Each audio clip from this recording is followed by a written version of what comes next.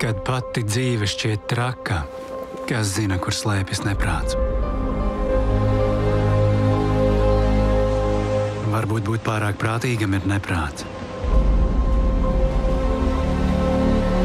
Atvest sapņus, tas var būt neprāts.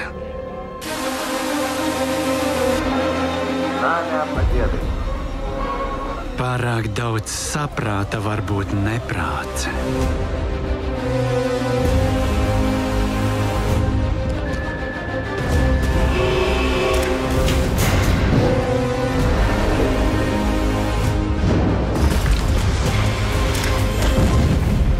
Un vistrakākais no visa ir redzēt dzīvi tādu, kāda tā ir. Nevis tādu, kādai tai vajadzētu būt.